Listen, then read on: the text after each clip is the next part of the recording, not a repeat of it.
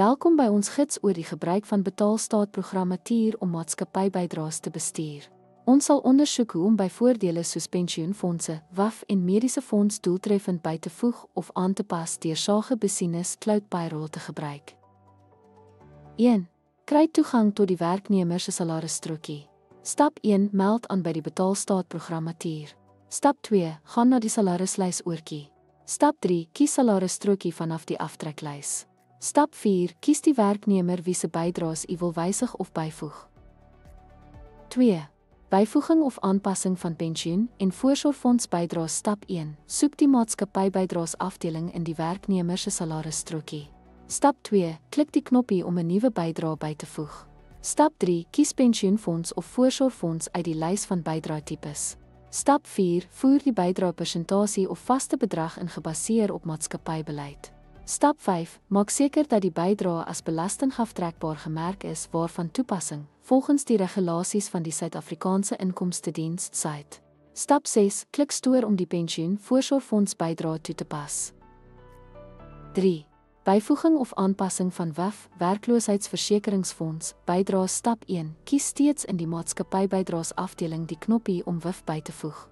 Stap 2. Die WIF-bydrae is gewoonlik 'n vaste persentasie, 1% van die werknemer se verdienste. Stap 3. Bevestig dat die korrekte persentasie toegepas word volgens Suid-Afrikaanse arbeidswette. Stap 4. Klik stoor om te finaliseer. 4. Byvoeging of aanpassing van stilvaardigheidsontwikkelingsheffing, bydraes. Stap 1. Klik die knoppie onder maatskappybydraes om stil by te voeg.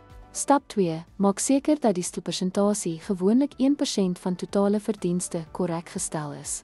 Stap 3. Bevestig dat stil slegs ingesluit is indien die maatskappy se jaarlikse betaalstaat die statutêre drempel oorskry. Stap 4. Stoor die veranderinge sodra alles bevestig is. 5. Bestuur van mediese hulpbydraes. Stap 1. Om 'n mediese fondsbydrae by te voeg, kies mediese hulp uit die beskikbare lys van maatskappybydraes. Stap 2. Voer die maatskappy se bydraebedrag tot die werknemer se mediese hulpskema in. Stap 3. Dubbelkontroleer of die mediese fondsbydrae belasbaar of nie belasbaar is, afhangende van die struktuur van die bydrae. Stap 4. Stoor om die mediese fondsaanpassings te finaliseer. 6. Hersiening van ander maatskappybydraes, BIF, groeplewensversekering, ongeskiktheidsversekering ens. Stap 1. Verander bydraes soos groeplewensversekering of ongeskiktheidsfondse, klik die knoppie. Stap 2. Kies die relevante bydrae uit die lys. Stap 3. Voer die bydraepersentasie of vaste bedrag in gebaseer op die werknemer se pakket of maatskappypolis. Stap 4. Maak seker dat belastingimplikasies in ag geneem word en stoor die bydrae.